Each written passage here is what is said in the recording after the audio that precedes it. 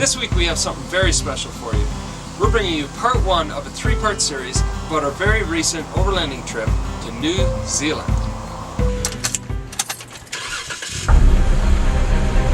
In November 2016, we headed to New Zealand to embark on a 6-month road trip around both the North and South Island.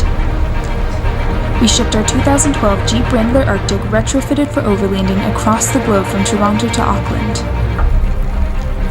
We had no set plans, no agenda, and little knowledge of the country that we were about to spend half the year living in and would eventually cover over 10,000 kilometers of in our little ice blue Jeep that the 5 of us called home.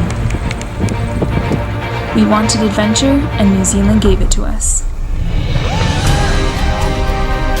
Come along with us while we live out of our backpacks in our Jeep as we explore a new country full of unexpected adventures and breathtaking scenery around every corner.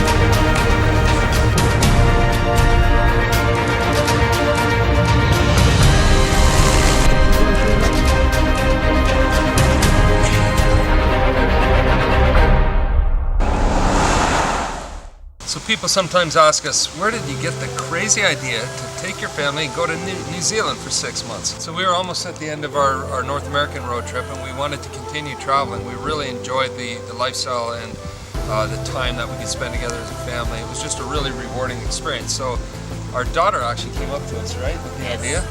I still remember that she came in and she just had this look on her face. And she said, let's go to New Zealand. So we knew nothing about New Zealand. I had seen pictures, but I really knew very, very little. So we said to our daughter, look, if you're really excited about this and you want to do it, why don't you go do some research, put together a PowerPoint presentation, and sell the family on it. So she did just that. We began looking into what it would take to live there for 6 months and travel around the country. Now there's a couple of options. You can rent a vehicle when you're there, and if you're going for a short amount of time, less than a month, then I'd recommend that option. But there was 2 other options that we had been introduced to. One, some people will go for an extended period of time, will buy a vehicle and then sell it when they leave. And then the third possibility is to ship your own vehicle over there and ship it back when you leave. And that's the option we chose because we figured, you know, if we like this lifestyle so much, we may do it in other countries. So it made more sense for us to retrofit our Jeep. Now Carol already owned a nice Jeep, which you see in the background there, and we'll put a link up right here. If you haven't seen our Jeep video, click that link and it'll show you how we retrofitted it and all the parts we put on it in order to do this trip. But that began our next phase, which was retrofitting our Jeep for the overlanding experience. In my mind, I thought we'll just get a couple of tents and some cooking equipment, and that's all we're going to need. But it's a little more involved than that, and there's 1,000 different options that you can go with. There's a whole world of overlanding out there that is really exciting, and we recommend you do some research and if you're really serious about doing this, look online, look into some resources like the Overland Expo. In fact, that saved us. Without going there, I wouldn't have had the confidence and I wouldn't have the know-how, and we probably wouldn't have gotten our vehicle cleared when it reached New Zealand. Right. I mean, we sat in seminars at the Overland Expo, which is a group of overlanding enthusiasts who get together and you learn from people who have done it, people who have been there, and we learned so much in 3 days. So if you're really thinking about doing something similar to what we're doing, we highly recommend you go to Overland Expo. There's one in the west and one in the east. So we went there and we learned all kinds of things. One thing we learned was shipping to places like New Zealand or Australia. They have extremely stringent biosecurity laws. They're very concerned of importing invasive species of any kind, whether it's plants or insects and so on. So they warned us and made it very clear that if you want to ship your vehicle there, you need to clean it completely. Every speck of dirt, every speck of dust. And so not only our vehicle, but all the equipment in our vehicle, hiking boots, camping equipment, everything has to be spotless.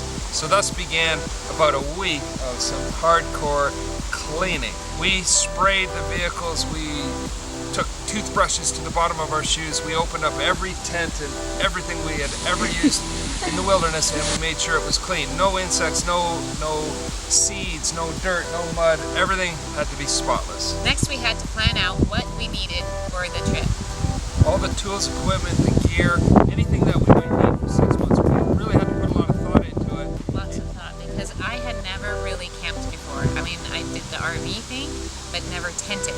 So this was all new for me and for mom and for our kids. Like, how was I going to cook? What were the best options for bathrooms or showers, blankets, towels, and we only had a limited space. Exactly. I mean, when you're overlanding, everything has to fit into the space that you have. The vehicle and a trailer in most cases. So you have to think about, how are we going to feed 5 people every day? How are we going to store that food and keep it in safe food conditions? How about water? How about sleeping in all kinds of different conditions? So a lot of thought went into that. We knew that we were going to be in tropical areas and also in wintry, snowy, cold areas. So we laid out all our equipment and we planned and we packed everything. Once you ship it, you can't call the ship back. So you have to put some thought into that, and that was the next stage. And that's a lot of gear when you're talking about 3 kids, and we all do from biking to skateboarding to surfing to hiking, you name it. That was a lot of gear. That's a good point. When you ship in a crate, there's 2 types of shipping. There's container shipping, and then there's what they call roll-on. Roll-on are certain ships where you can actually drive your vehicle on, and that's better for larger vehicles. With the Jeep, we were able to take the tent off the top and fit it into a container. But you have a certain amount of space. You either have a 20-footer or a 40-footer, and in that space you can put whatever you want. So all of our gear went in there, but we also had room for surfboards and bikes and other sports equipment. It makes a lot of sense to ship that kind of stuff over rather than rent it when you get there, especially if you're going to have it for a period of time, like 6 months. So the next step is shipping, and there's 3 parts, 3 components to that process. One, you drop your vehicle off at a company that will pack it into the crate according to the regulations, into the container. Then the shipping company comes and picks up that container and they load it onto the ship. That's part 2, and they take it across the ocean to wherever you're going. And then part 3, there's another company at the destination that takes delivery of that container and then unpacks everything and puts your vehicle back together. And they present it to inspection. So that's what we did. We packed everything up, got it in the vehicle the way we wanted it, and then we dropped it off at the shipping company. And surprisingly, it wasn't that much money. I mean, for the 6 months, if you were to rent a vehicle, equivalent to about 1 month rental of a similar type vehicle. So if you're going for 6 months, it really makes sense to do it this way. While we were at the Overland Expo in Asheville, North Carolina, Hurricane Matthew actually moved up the coast of the United States. It stayed offshore, but there was a lot of wind. And little did we know that that hurricane had done a lot of damage to some of the waypoints in the ports along the route that our Jeep would take. And so it ended up knocking out some cranes, so it greatly delayed the arrival of our Jeep. Now, one thing we learned, and if you're doing this, remember with shipping, all dates are approximate. So you need to be ready, willing, and able to make adjustments on the fly and to change your plans. You got to be very, very flexible in this kind of thing. So once the Jeep was on its way to New Zealand, we had to be packing and cleaning our gear and anticipating the next 20 plus hours of traveling we had ahead of us and what the next 6 months would have in store.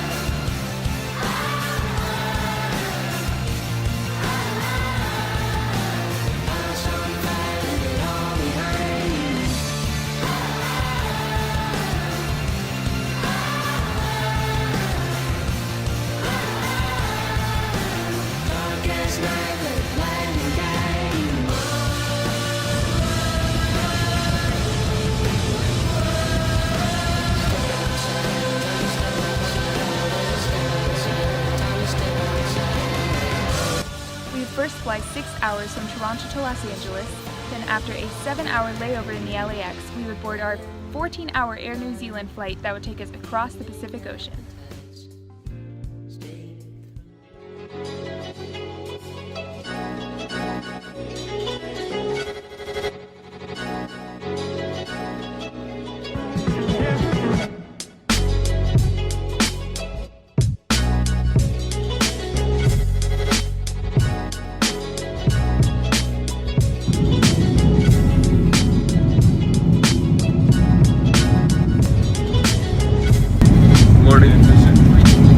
Well, Yes, but I need coffee. oh yeah, got me one here.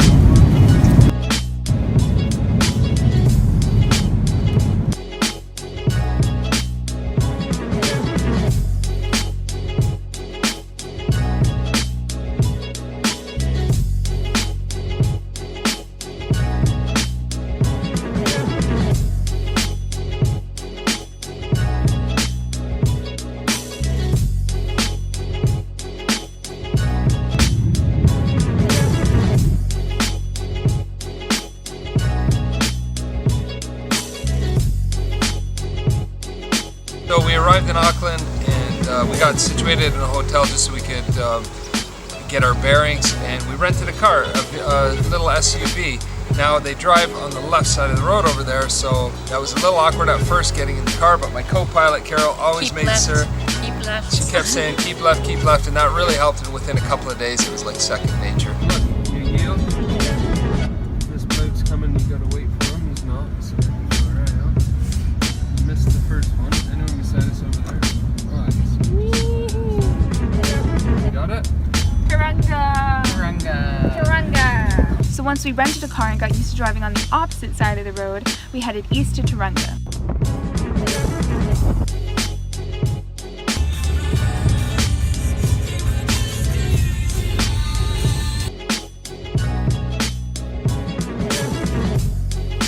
Okay, so I'm turning with the meters with a slight left on the south area.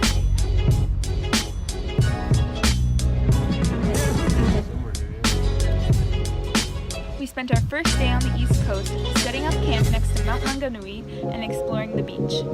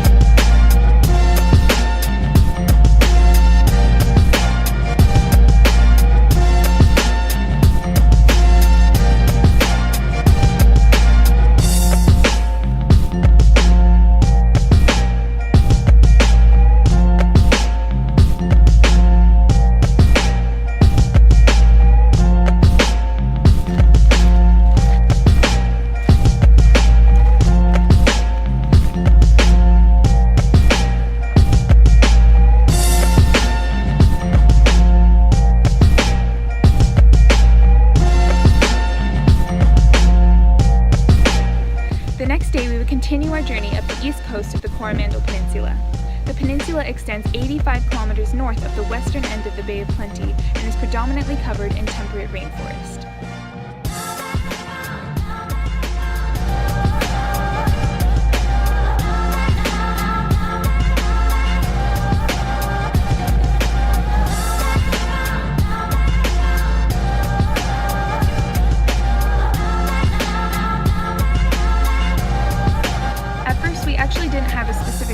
Wanted to go to, so we just kept driving through the windy roads and eventually ended up at Opateri Beach, where we camped for 3 days.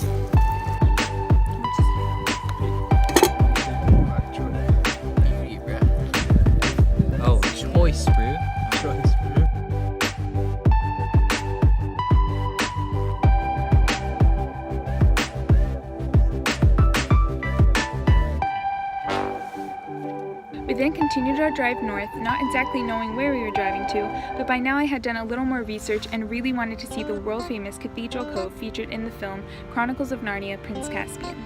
We found out you can actually hike to the cove from Hawhai Beach, so we camped for a few days near the trailhead.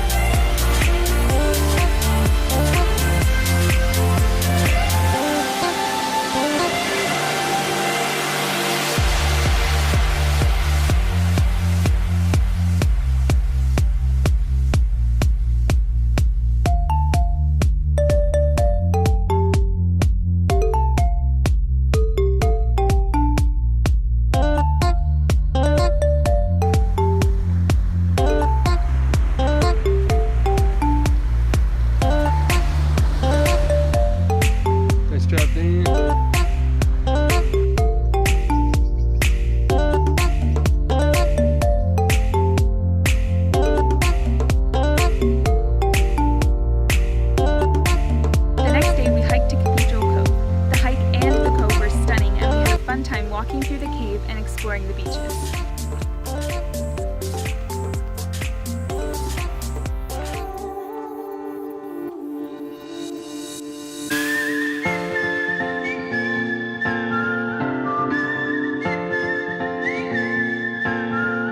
Anywhere you wanna go, I follow.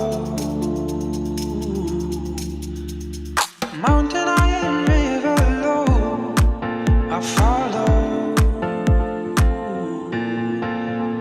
Take me to the bottom, drop me in low, wherever you go.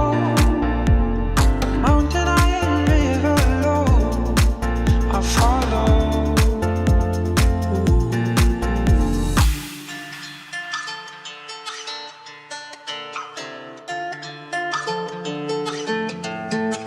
It's a beautiful, beautiful life. Beautiful, beautiful life. Beautiful, beautiful life with you.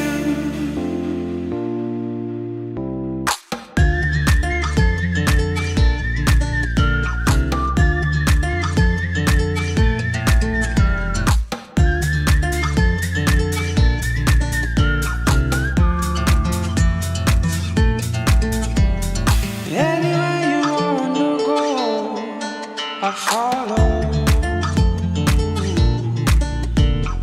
Mountain on the river low, I follow. Take me to the bottom, drown me in love, wherever you go. Mountain high and river low, I follow.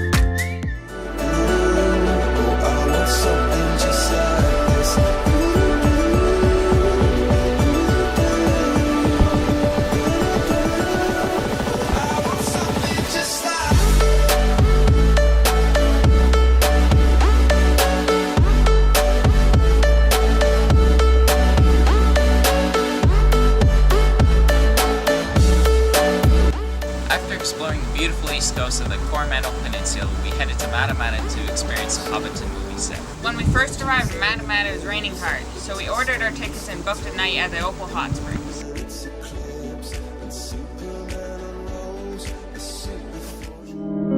We got to warm up in the springs, which was surrounded by a dense bamboo forest.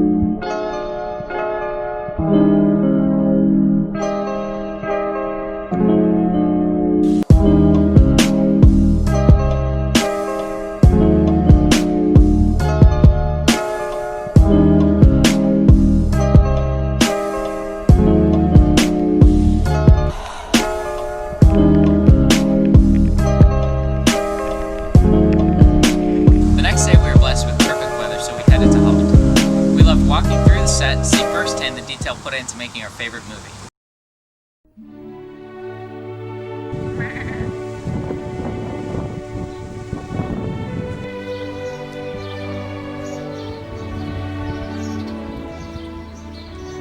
You guys in line? You guys ready?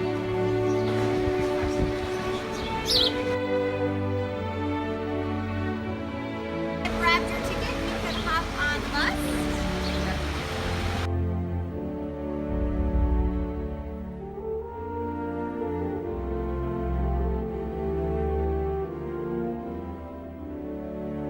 Everybody, how are we feeling today? Oh, a little quiet, Caitlin, but we'll get there. Welcome to the Alexander Family Farm. My name's Kirsten. I will be your bus driver today.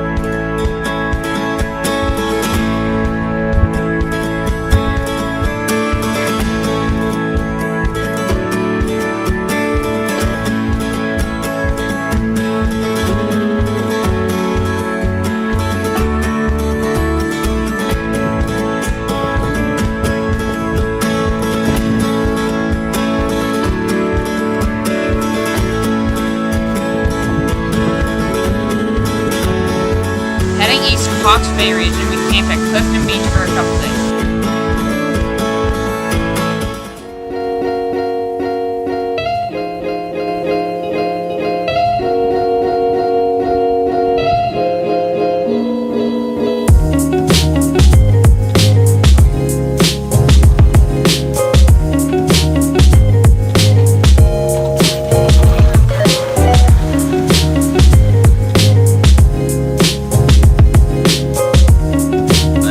Set out on a 20-kilometer beach trek to an Australasian gannet bird colony.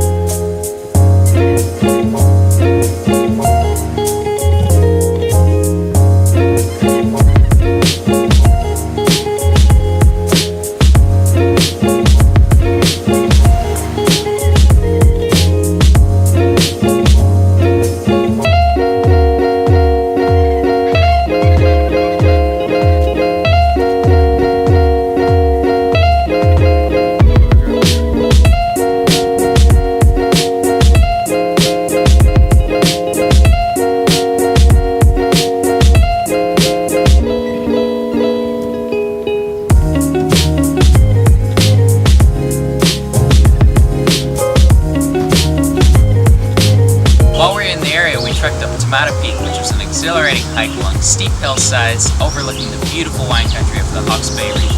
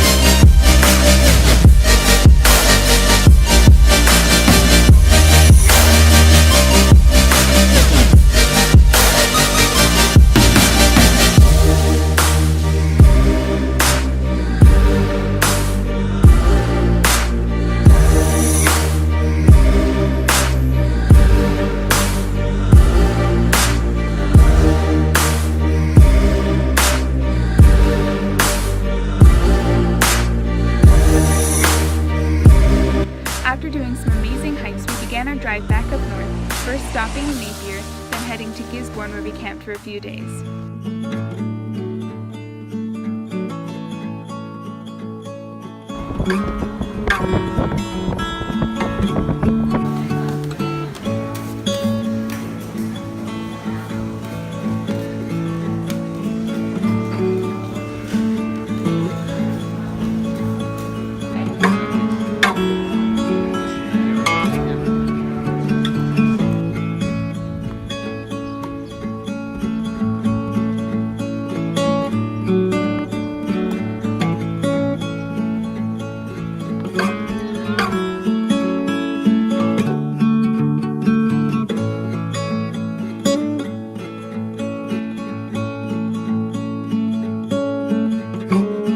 I